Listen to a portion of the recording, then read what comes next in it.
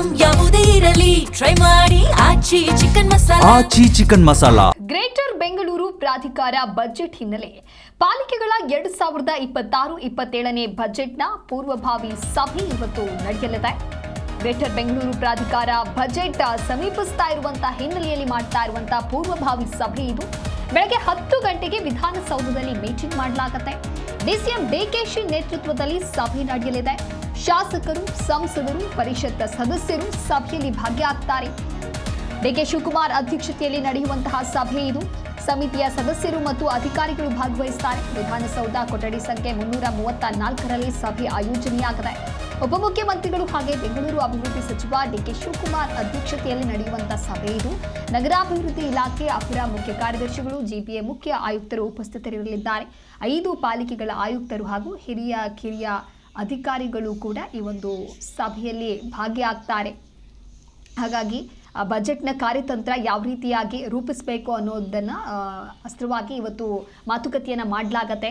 Greater Bengaluru ಪ್ರಾಧಿಕಾರದ ವ್ಯಾಪ್ತಿಯ 5 ನಗರ ಪಾಲಿಕೆಗಳ ಚೊಚ್ಚಲ ಬಜೆಟ್ ಮಂಡನೆಯಾಗತ್ತೆ.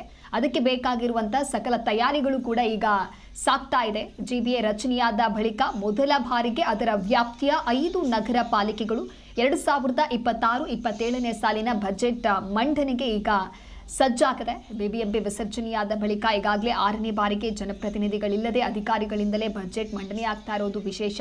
ಈ ಬಾರಿ ಪ್ರತಿಯೊಂದು ನಗರ ಪಾಲಿಕೆಗಳು ಕೂಡ ತಮ್ಮ ವ್ಯಾಪ್ತಿಯ ಆದಾಯ ವೆಚ್ಚ ಲೆಕ್ಕಾಚಾರ ಮಾಡಿ ಸರ್ಕಾರದ ಅನುದಾನದ ಆಧಾರದ ಮೇಲೆ ಆಯವ್ಯಯವನ್ನು ರೂಪಿಸ್ತಾ ಇದೆ. ಹಿಂದಿನ ಬಾರಿ ಸುಮಾರು 19,000 ಕೋಟಿ ರೂಪಾಯಿಗಳ ಬಜೆಟ್ ಮಂಡಿಸಲಾಗಿತ್ತು. ಆದರೆ ಈ ಬಾರಿ ಬಿಬಿಎಂಪಿಯನ್ನು 5 ನಗರ ಪಾಲಿಕೆಗಳಾಗಿ ವಿಭಜನೆಯನ್ನ ಮಾಡಿರುವಂಥ ಹಿನ್ನೆಲೆಯಲ್ಲಿ ಹಾಗಾದರೆ ಎಷ್ಟು ಅನುದಾನವನ್ನು ನೀಡಲಾಗುತ್ತೆ ಅನ್ನೋದು ಕೂಡ ಒಂದು ಕಡೆ ಕುತೂಹಲ ಇದೆ. ಪಾಲಿಕೆವಾರು ಕೂಡ ಅಂದರೆ ಉತ್ತರ ನಗರ ಪಾಲಿಕೆ, ದಕ್ಷಿಣ ನಗರ ಪಾಲಿಕೆ, ಪೂರ್ವ ನಗರ ಪಾಲಿಕೆ, ಕೇಂದ್ರ ನಗರ ಪಾಲಿಕೆ, ಪಶ್ಚಿಮ ನಗರ ಪಾಲಿಕೆ, ಈ ರೀತಿಯಾಗಿ ಪಾಲಿಕೆಗಳ ವೈಸ್ ವೆಚ್ಚಗಳಲ್ಲಿ ಬಜೆಟ್ ಮಂಡನೆಯನ್ನ ಮಾಡಲಾಗುತ್ತೆ.